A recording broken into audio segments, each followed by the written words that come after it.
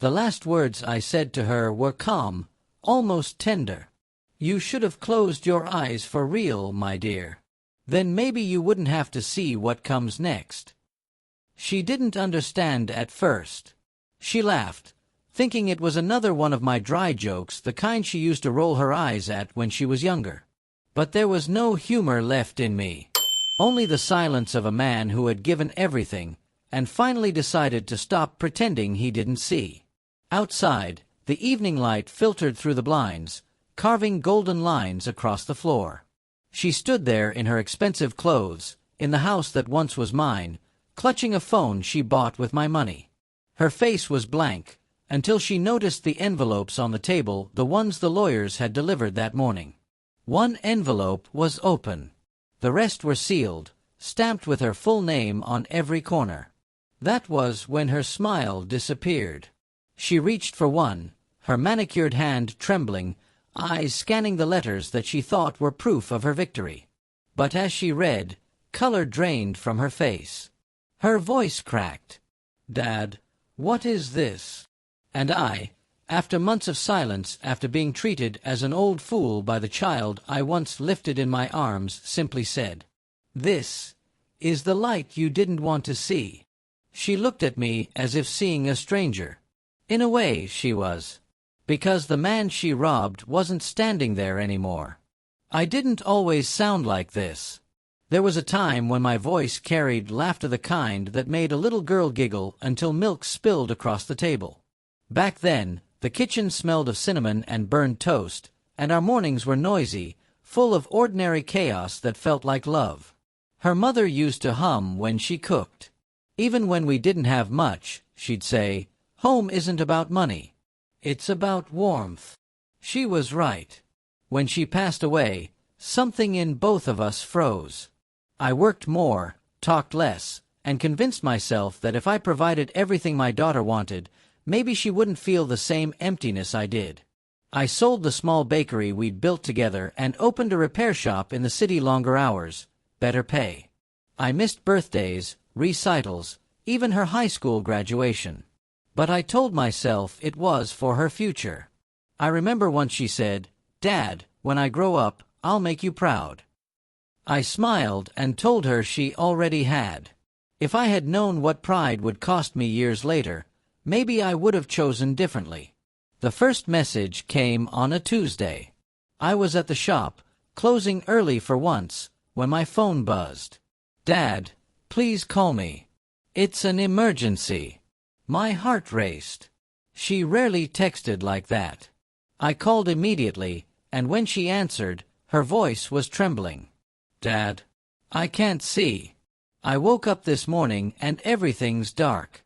I'm scared." There are moments when time doesn't move, it collapses. That was one of them. I didn't think, I just acted. I left everything on the counter, keys still in the ignition, and drove like the road was made of fire.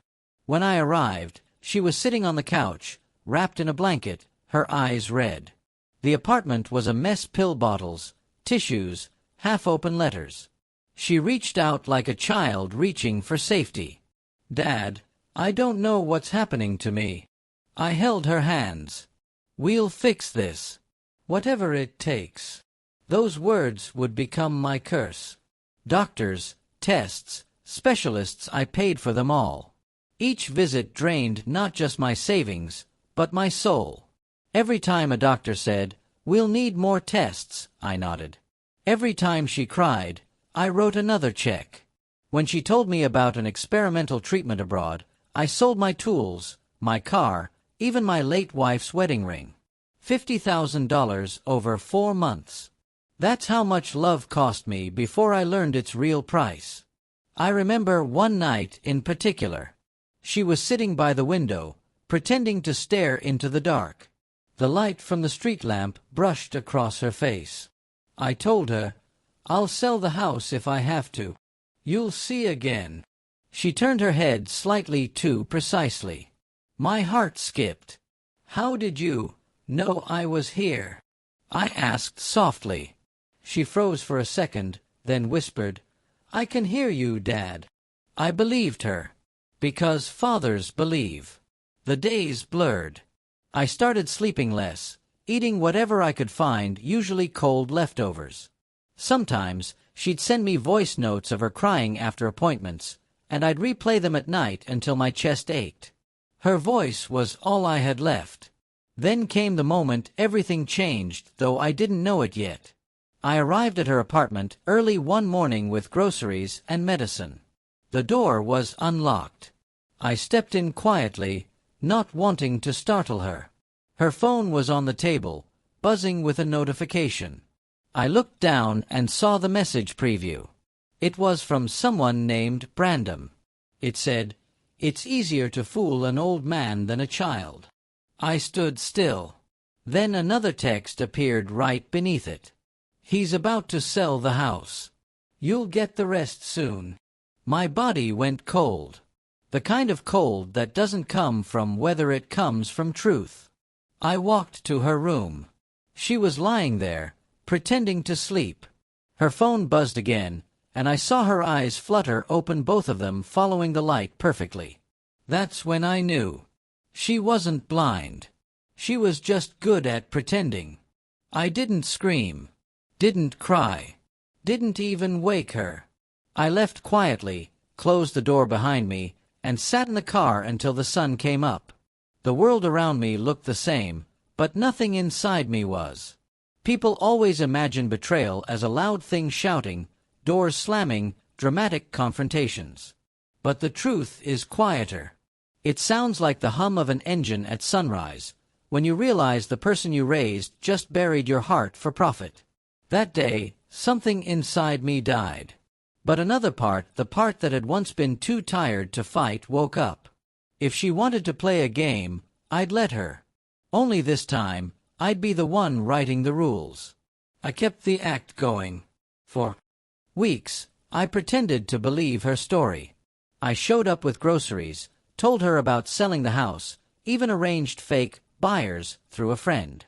I watched how easily she smiled when she thought she'd won.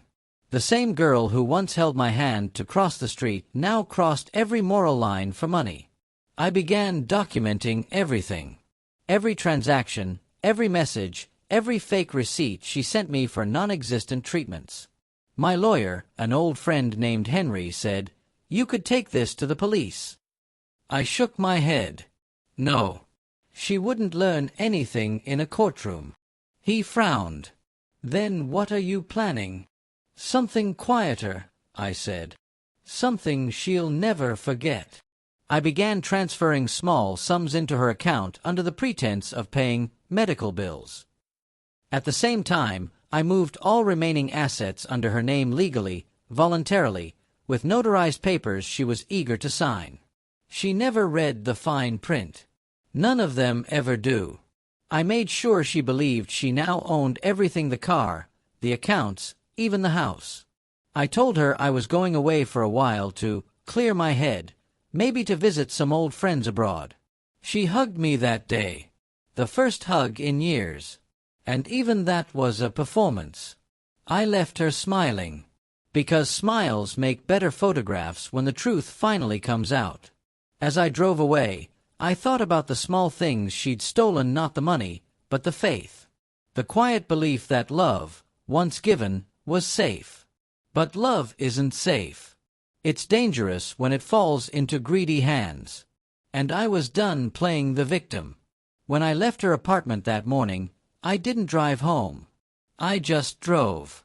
Through empty streets and fog that clung to the road like ghosts who hadn't learned how to move on. The city felt different, colder, smaller. Every traffic light seemed longer, every sound sharper. I passed the bakery that used to be ours, the park where she once learned to ride a bike, the street where she scraped her knee and cried until I carried her home. Each place whispered a memory, and every memory felt like betrayal. I ended up by the river. I sat there until the fog lifted and the first sunlight hit the surface, turning the water gold. I wanted to believe it was still a beautiful world. But beauty meant nothing to me now. She had stolen more than money, she had stolen my purpose. I remember the first time she said she loved me after her mother died. We were in the hospital corridor, just after the doctor said there was nothing more they could do. She was 8. Her hands were shaking as she clutched the edge of my jacket. "Dad, what happens now?" she asked. I said the only thing that came to mind: "We keep living. That's how we honor her." She cried into my chest and said, "I love you, Dad. I'll never leave you." And I believed her. Now, years later, I couldn't shake the irony that the same child who once swore never to leave me had left long before I realized it. The days that followed were silent. I didn't speak to anyone, didn't turn on the television, didn't answer calls. I would sit in the same chair in my empty living room, surrounded by unpaid bills and memories, staring at the photo of her graduation day, the last time we'd truly smiled together. It wasn't just sadness that filled me. It was humiliation. The kind that gnaws at your bones because you realize you weren't betrayed by a stranger, you were betrayed by your own blood. When people hurt you, you can hate them. When your child does, you can't. You just ache. I kept replaying everything in my mind, looking for signs I'd missed. The way she never wanted to visit after her promotion. The sudden excuses about being too busy. The gentle shift in tone from affection to tolerance. There's a certain blindness in love. You don't see what you don't want to believe. And I had been blind long before she ever pretended to be. I started keeping a notebook. Not a diary. I've never been the kind to write feelings down. But I needed to make sense of the chaos inside me. Page by page, I wrote what had happened: every text, every receipt, every lie. It wasn't for the police. It was for me. A record of truth, written by the only person who had nothing left to lose. And in between the facts, the memories slipped in. Like the time she called me at work to tell me she'd baked cookies by herself for the first time. I can still hear her laugh when she burned them. Or the way she used to stand on my shoes when we danced in the kitchen. Those flashes of innocence were daggers now. They cut deeper than anger ever could. I didn't eat much. The silence of the house grew heavier with each passing day. At night, I'd hear the echo of her fake sobs through the voice notes she sent, her trembling voice saying, "Dad, I can't see you anymore." And I'd whisper back into the dark, "Neither can I." Sleep became something distant, like a language I'd forgotten how to speak.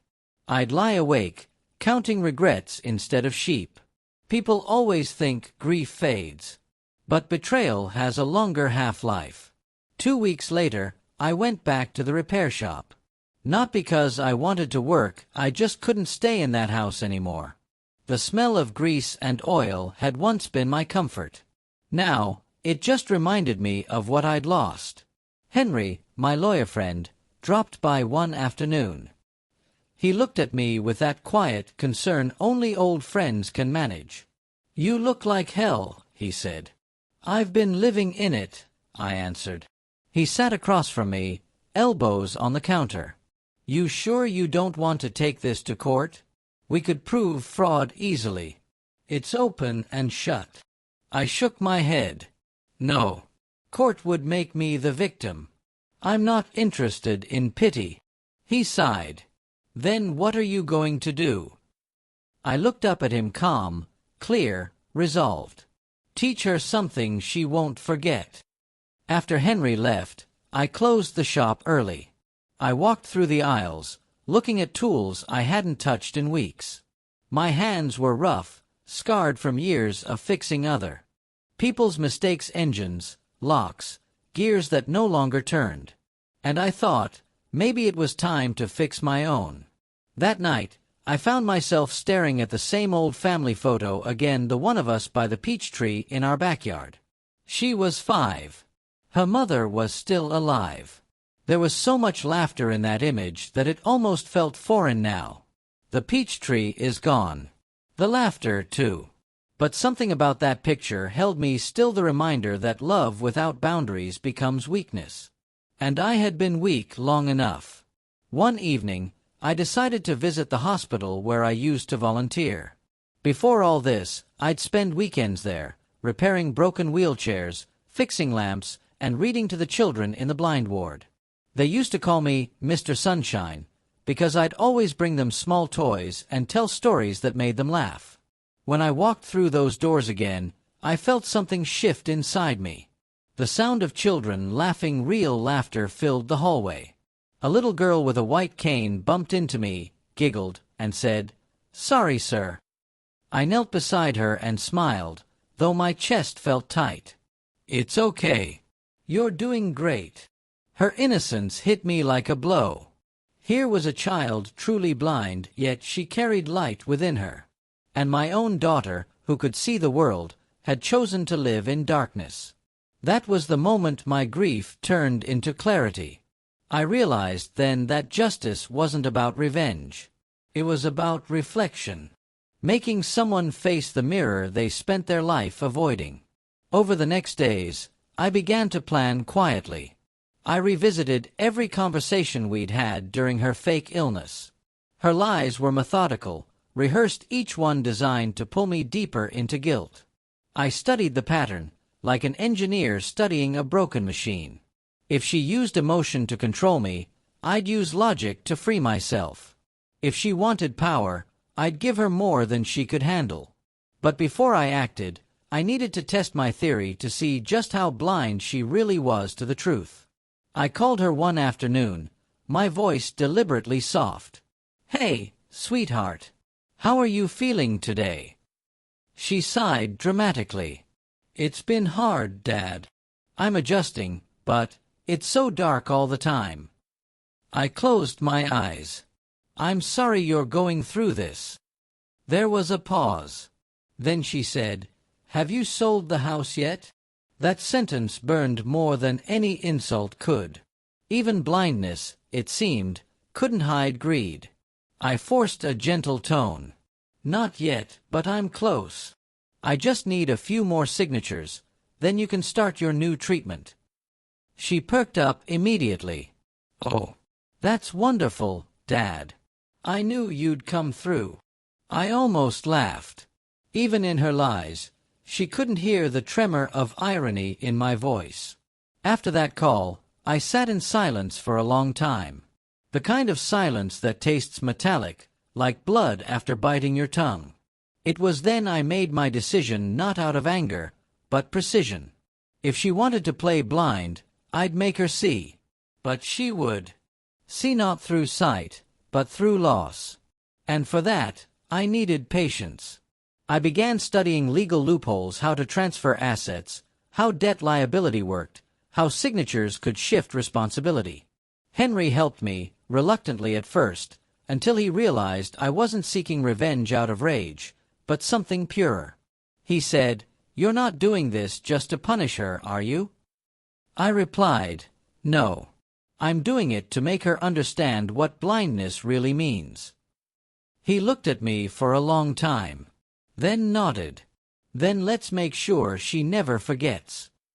But even with my resolve, there were nights when the pain came back like a phantom limb. I'd find myself replaying her laughter from childhood, hearing her voice calling, "Dad, look at me," when she'd learned to swim. She'd been fearless once. How does someone lose that kind of purity? Maybe greed isn't born in the heart. Maybe it grows there, watered by neglect. And if that's true, maybe I was partly to blame. That thought haunted me the most, the possibility that my silence had built the monster I was now facing. There's a kind of stillness that happens right before a storm, that charged air, that faint hum that tells you something powerful is coming. That's how my house felt the night I began drafting the papers. The clock ticked softly. The wind tapped the windows like fingers testing for weakness. And in that dim yellow light, surrounded by documents and quiet anger, I realized that justice isn't loud. It's patient. She thought I was broken. But broken things can be dangerous. Because once you lose everything, you stop fearing loss. A week later, I called her again. "I'm going away for a while," I told her. "Maybe to clear my head, maybe to see if I can find another doctor abroad." Her voice filled with practiced sympathy. "Oh, Dad, take care of yourself. You've done enough already." I smiled at the irony she couldn't hear. "Yes," I said. "I suppose I have." She thanked me again, called me her hero. I told her I'd leave her some documents to sign while I was gone, just in case something happens to me. She agreed without hesitation. Because when someone's blinded by greed, they'll sign anything that looks like gain.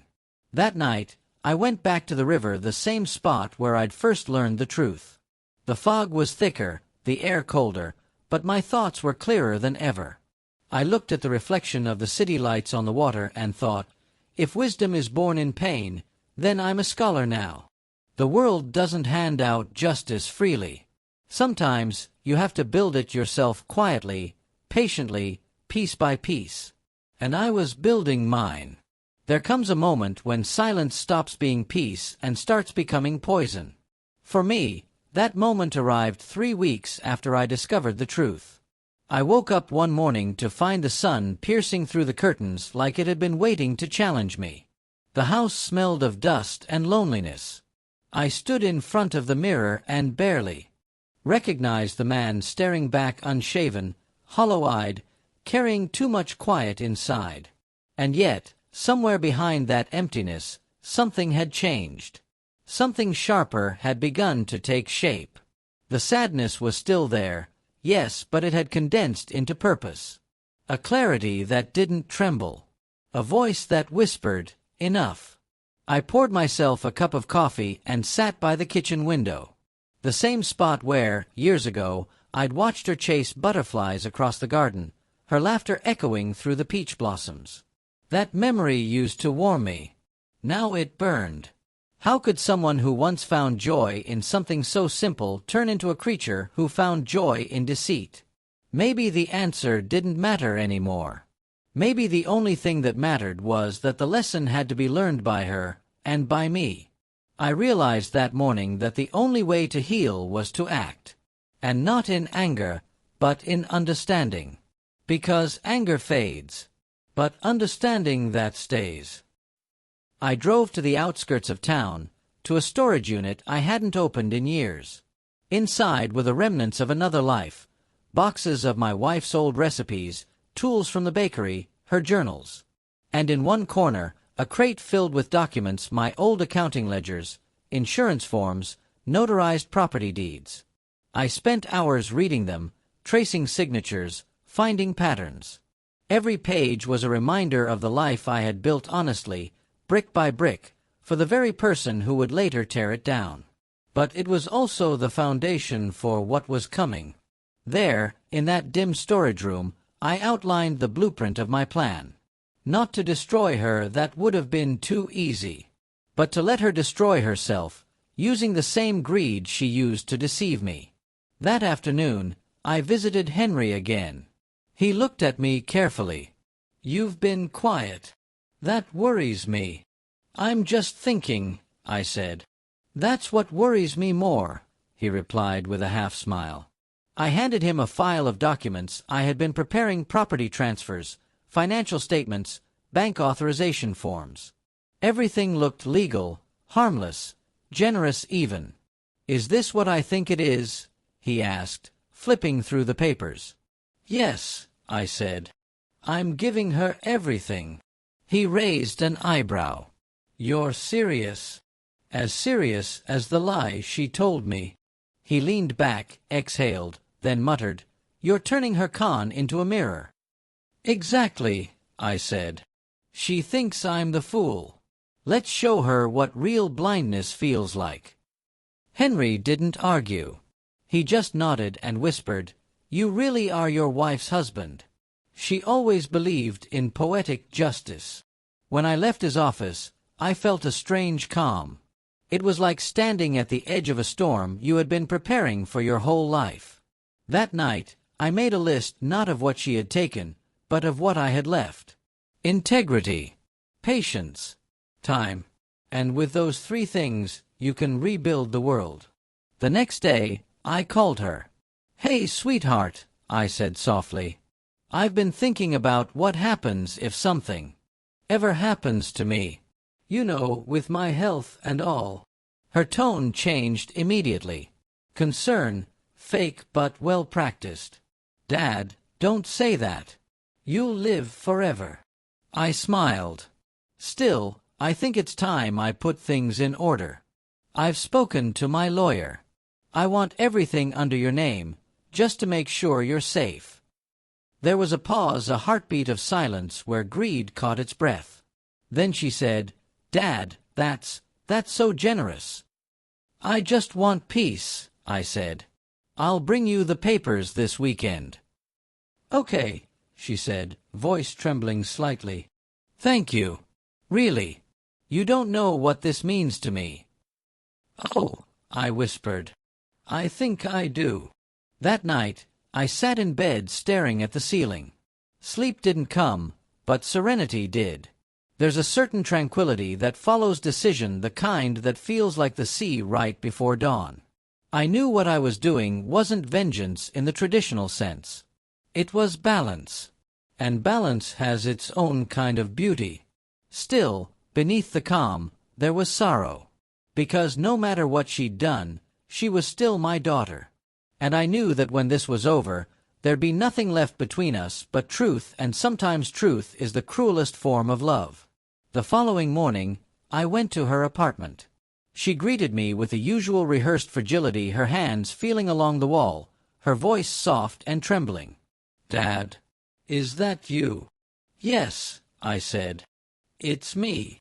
She smiled faintly, though her eyes flicked toward my shoes, a small, precise movement she didn't realize I noticed. She wasn't even careful anymore. We sat at the kitchen table, and I spread the documents before her. "These are transfer papers," I explained gently. "The bank accounts, the investment portfolio, even the car, all under your name now." Her breath caught. "Dad, I don't know what to say." "Say you'll take care of yourself," I said. She reached out, pretending to feel for the pen, and signed where I guided her. Each signature was a nail in the coffin of her own illusion. When she finished, she hugged me. "You're the best father in the world." For a second, I almost believed it again. But then I remembered Brandon's message. And the warmth in her arms felt like ice. Driving home, I replayed that hug over and over. It wasn't love. It was ownership. And for the first time, I realized that's what greed does. It turns affection into property. But what she didn't know was that the property she now owned carried more than wealth. It carried every debt I had taken under my name to save her, every unpaid loan, every legal liability attached to the false treatments she invented. And soon, she'd understand what it meant to inherit everything. Still, there was one thing left for me to do before the plan could unfold. Something personal. I drove back to the hospital that night. The blind ward was quiet, lit only by the soft blue light from the monitors. The nurse recognized me and smiled. "You haven't been here in a while." "I know," I said softly. "I needed to remember why I used to come." She nodded and led me to the children's section. They were asleep, tiny figures curled beneath blankets, faces peaceful. I sat beside one of the beds, closed my eyes, and whispered, "You can't fake what you don't understand." It was strange, but in that room, surrounded by those who truly couldn't see, I felt more seen than I had in months. Their honesty, even in darkness, felt holier than any light I'd ever known. When I left, I made a silent promise. If my plan succeeded, whatever remained of my estate would go to that ward. Because real blindness deserved real help, not lies. The next few days passed like an echo, quiet, deliberate, precise. Every morning, I'd get up, go through the motions, fix small things around the house, all while waiting for the first sign of her downfall. It came faster than I expected. A week later, she called. Her voice was shaky, this time for real. "Dad, something's wrong. The bank just contacted me. They said my accounts are frozen. They mentioned your debts in my name. What's going on?" I let silence fill the line for a few seconds before answering. "You said you wanted to take care of me," I said softly. Now you can. What? What are you talking about? She shouted. The house, the car, the accounts, they're all yours now. Every cent, every responsibility, every lie you helped create. Her breathing quickened. Dad, you can't do this to me. I smiled faintly. No, sweetheart. You did this to you. For the first time in months, I slept peacefully that night. The air in the house felt lighter, like the walls themselves had exhaled. But I knew it wasn't over yet. Justice, like healing, takes time. And her fall was only beginning. Over the next few weeks, I heard through Henry about the consequences. The creditors called her day and night. The car was repossessed. The bank accounts were frozen. The investments were flagged as suspicious. And then came the final blow, the discovery that the medical treatments she had claimed for tax relief didn't exist. Fraud investigation. She was summoned. And for the first time in her life, she had to face the truth without the ability to hide behind lies. I didn't attend the hearing. But Henry told me afterward what happened. She looked like a ghost, he said. No makeup, no confidence, just confusion. Like someone who'd finally opened her eyes and hated what she saw. I nodded slowly. Then it worked. Henry frowned. You're not happy about it, are you? Justice isn't about happiness, I said. It's about clarity. He didn't argue. He knew. That night, I stood again by the window, watching the city lights flicker. The world had moved on, cars passing, people laughing somewhere, distant music from a bar down the street. Life continued. But inside me, something deeper had settled, not triumph, but peace. The kind that only comes after you've stopped expecting an apology. I realized then that forgiveness doesn't mean letting someone back in. Sometimes it means closing the door and leaving the key under the mat for them to find one day, when they've learned how to knock properly. I still loved her. I probably always would. But love, when left unchecked, becomes a weapon. And now, for the first time, I had disarmed it. The breaking point wasn't when I found out she lied. It wasn't even when she took my money. It was when I realized I had been waiting my whole life for her to love me the way I loved her, and she never would. Once that truth settled, I stopped waiting. And in that stillness, I became free. If you had watched me then, you would have seen nothing heroic. You would have seen an old man who learned to move deliberately. Slow steps, steady hands, a calm face that said nothing and felt everything. That calm was intentional.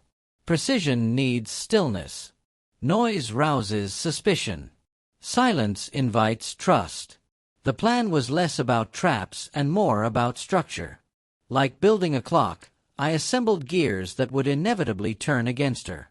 Each piece was lawful, each step documented. Henry handled the legal edges. I handled the rest. First, the evidentiary work. I cataloged every message, every voice note, every receipt she'd shown me. I backed up files, timestamped them, printed copies with signatures and dates. The notebook I'd kept became the spine of a dossier that told a simple story. Deception, methodical and repeated. When you gather facts, you don't feel noble. You feel objective. And there is power in objectivity. It removes the drama and leaves only truth. I also learned to weaponize appearances. If she believed I was broken, I let her. If she thought I still wanted to fix her, I made sure she saw that. I visited her apartment more often, carrying groceries and fresh-baked rolls, bringing pity like a shawl she would gladly wrap around her shoulders. I played the part of the obliging father as well as any actor could. Her guard dropped letter by letter. It was during one of those visits that I found Brandon's number saved on her phone under a nickname I recognized, Bran. Seeing it there felt like the trace of a shadow I'd already suspected. I did not confront her. I photographed the contact list and tucked the image into the dossier. Small details would become proof later. Henry and I met weekly in his cramped office. He had been my friend long before he was my lawyer. He had an old man's patience and a young man's moral ferocity. He advised from the legal map, what to do, what not to do, where the law could be used as a mirror.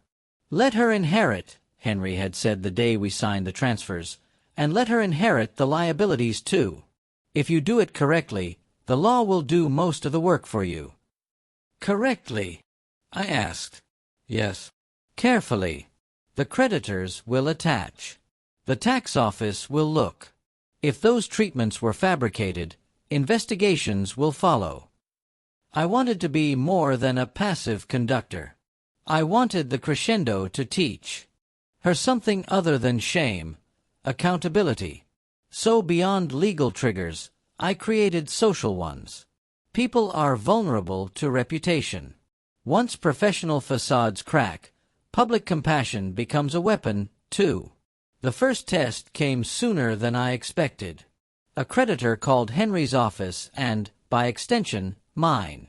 They had noticed irregular payments under my name that now appeared in her accounts. Henry answered calmly, gave them copies of the transfer paperwork, and listened as the wheels of bureaucracy began to squeak. It felt like waiting for a match to be struck. For weeks everything moved slowly. The bank froze an account here. A creditor sent a demand letter there. It was tedious and perfectly legal. It smelled of protocol and paper. That smell was the scent of accountability. Between these legal processes, there were tactical choices. I could have gone public early, shouted the betrayal from rooftops, but spectacle is blunt. I wanted something surgical. Exposure had to be inevitable, not accidental. So I fed information to the right places in the right order. I gave the auditors a trail they could not ignore.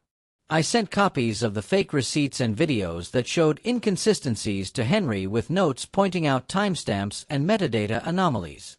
When the investigators questioned her, she was already unsteady. She said she had been guided by doctors, by friends, by a desperation that felt like real pain. Some believed her.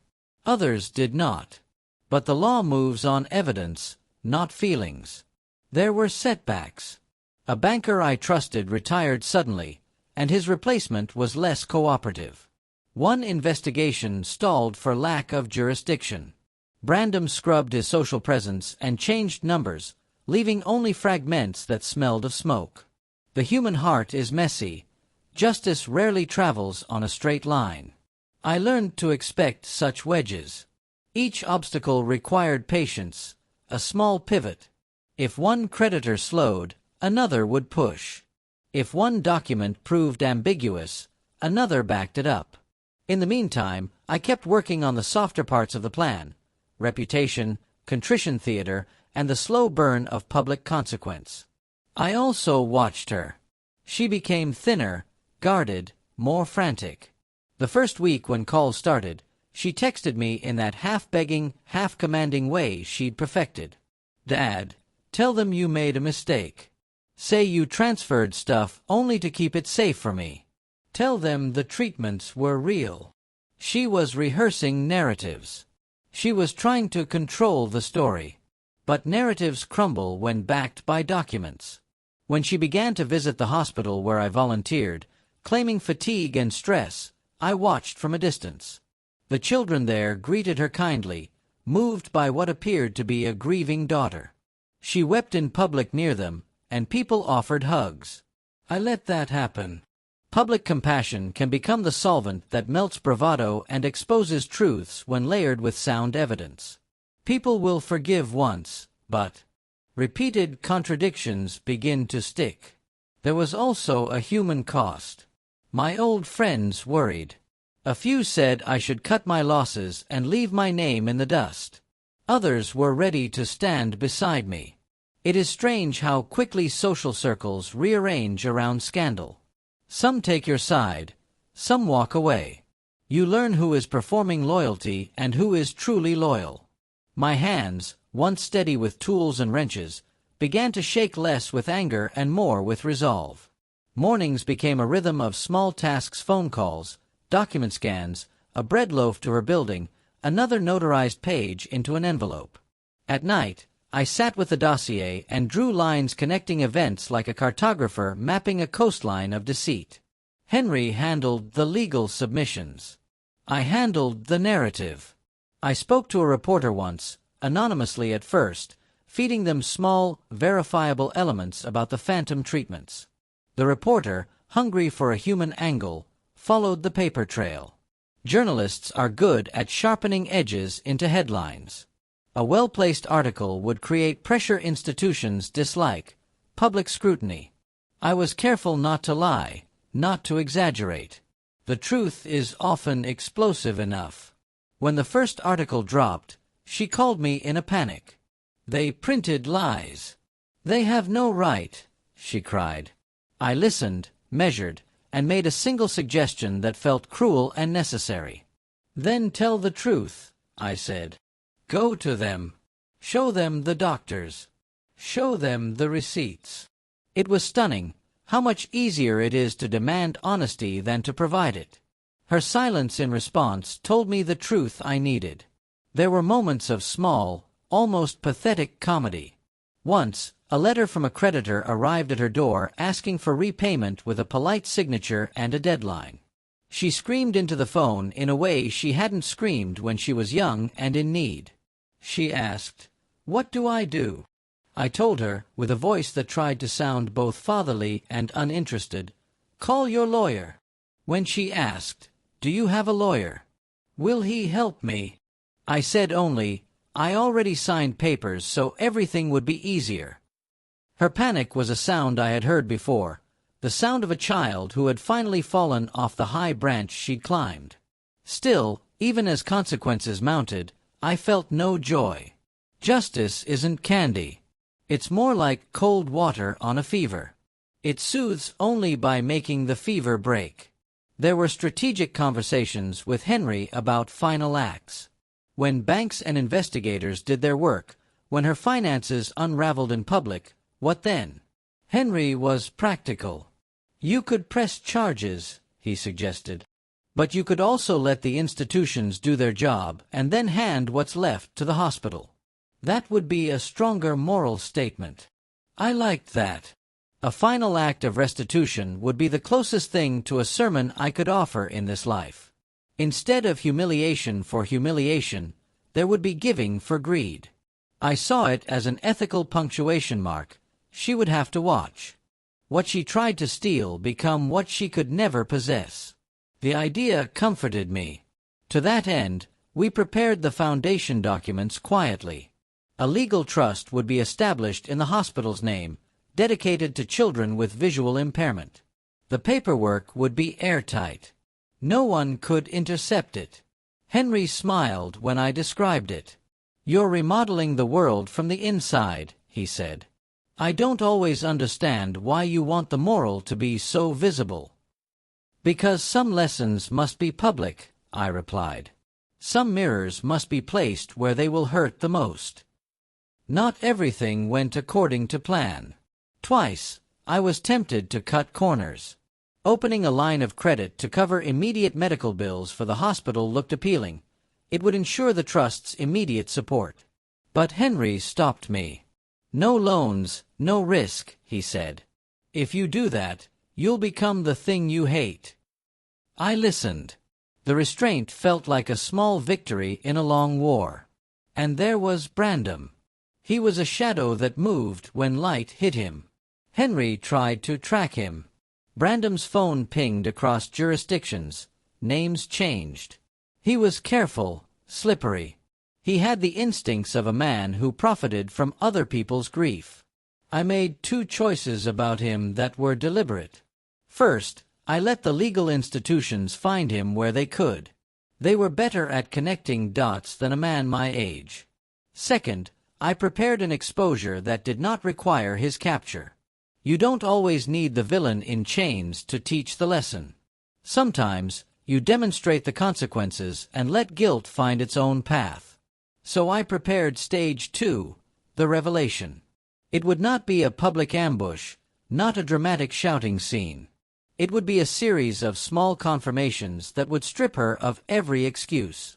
A doctor who could not corroborate treatments would be confronted with metadata and receipts that said otherwise. A clinic that claimed to have administered procedures would be shown to be registered under a different address. The public would see contradiction after contradiction until even her most sympathetic listeners could not reconcile them. One afternoon, a courier arrived with a thick envelope. Inside were copies of emails between Brandon and my daughter, arranged into a timeline by an investigator Henry had recommended. In one thread, Brandon wrote to her in a tone that drip-fed flattery and logistics. In another, he suggested where to buy props, where to get convincing video edits. His language was clinical, like an engineer of cons, not a lover or friend. She had been coached. She had been assisted. I did not feel triumph. I felt a terrible, aching pity. People like them make a trade, your morality for their convenience. The bargain always looks good in the short term. Then the bills come due.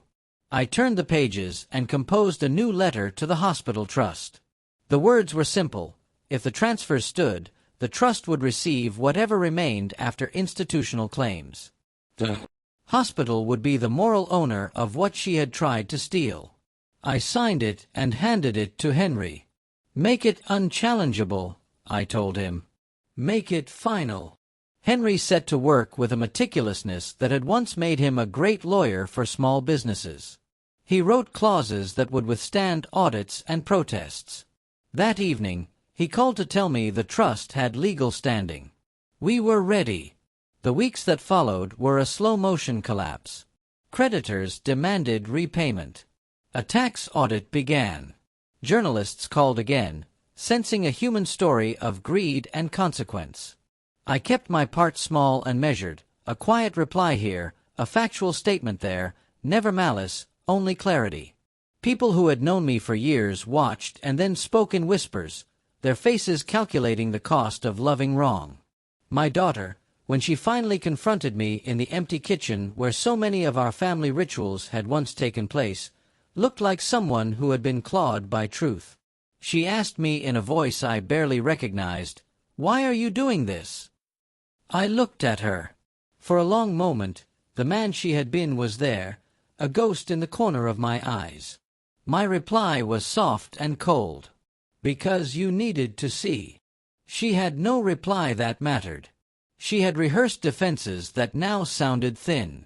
Brandon's name, once whispered like a talisman, had become a stain.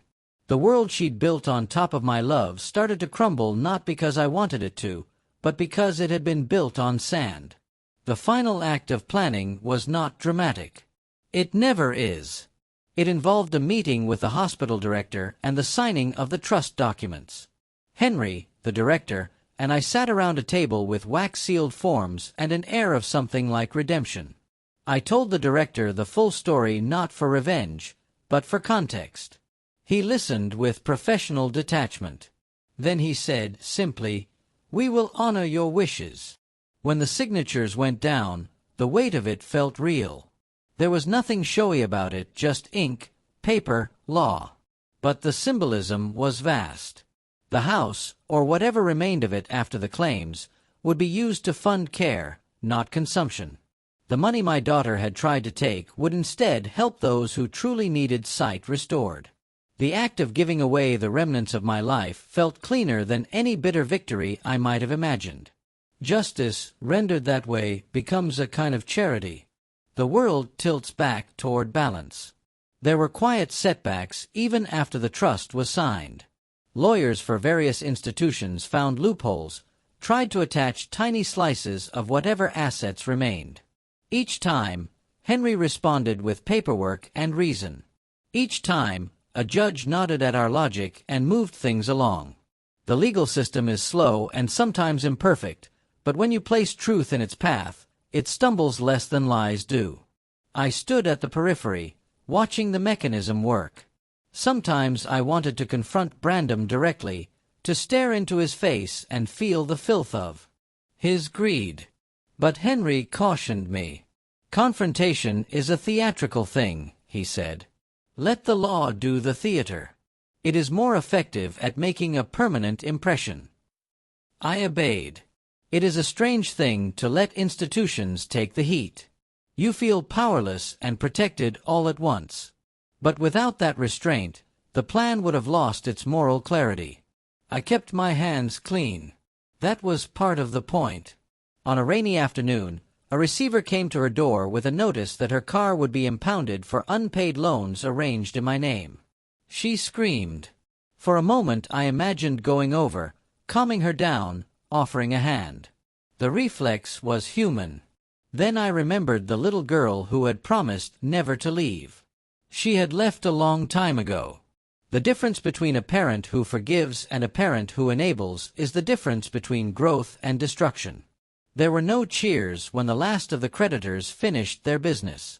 There were no dramatic arrests of charlatans at my dining table. Life is rarely cinematic in justice. It's quieter. It is a ledger balanced, a trust signed, a hospital ward restocked with real treatments instead of phantoms.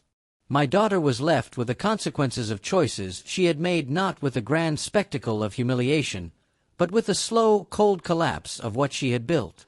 That, in itself, was a kind of education. A hard one, but education nonetheless. When the final papers were filed, I did something almost foolish. I called her and asked if she wanted to come to the hospital with me the following weekend. "There are children who would like to meet you," I said. "They could use your help." She hesitated. "Why would I do that?" she asked. "I don't even know what to say to them." "Then say nothing," I replied. "Bring your hands. That will be enough." There was a silence at the other end that sounded like a small fracture. I could almost hear the think of a life rearranging. Whether she chose to come or not was not the point. The point was that the mirror had been placed. She could look into it when she wanted. Or not. Either way, the truth would remain available. Planning justice taught me that revenge is not a firestorm.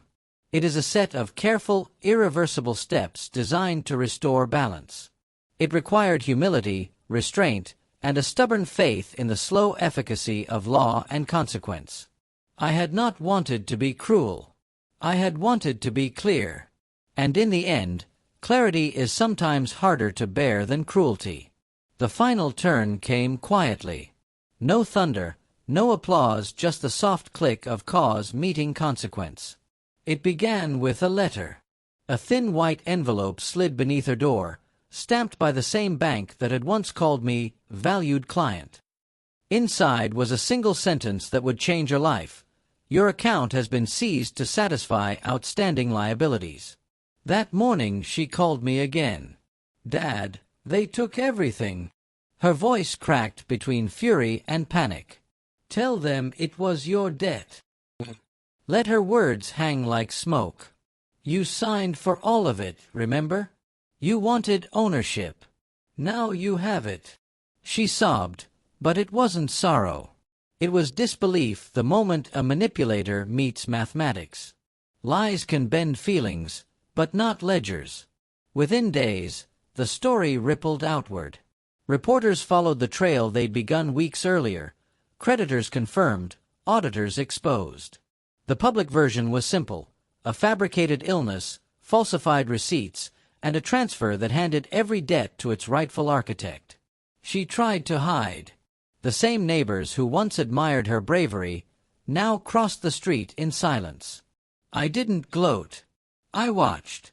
Justice doesn't roar, it breathes. When investigators summoned her for questioning, Henry called to tell me. She finally admitted the treatments were fake, he said. She blamed Brandom. I exhaled slowly. Let the record show she saw clearly at last. The confrontation I once imagined, the shouting, the tears never happened. The real showdown was in paperwork, in signatures, in the weight of a name printed beside responsibility. Weeks later, the hospital trust became official.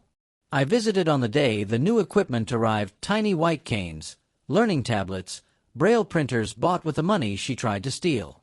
Children ran their fingers over the raised letters, laughing. The sound filled the corridors like sunlight. One nurse asked, "Would you like to dedicate the donation to anyone?" I nodded. Yes. To the girl who taught me what blindness really means. That night, I sat alone by the window again. The city glittered like scattered glass.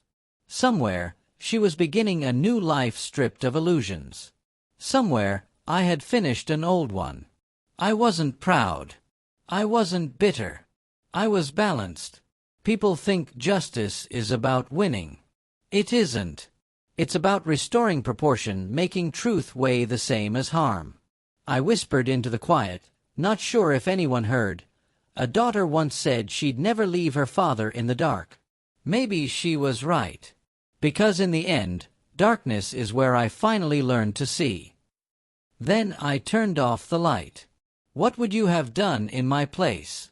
Comment below, share your thoughts, and subscribe for more stories of justice, love, and the quiet power of truth.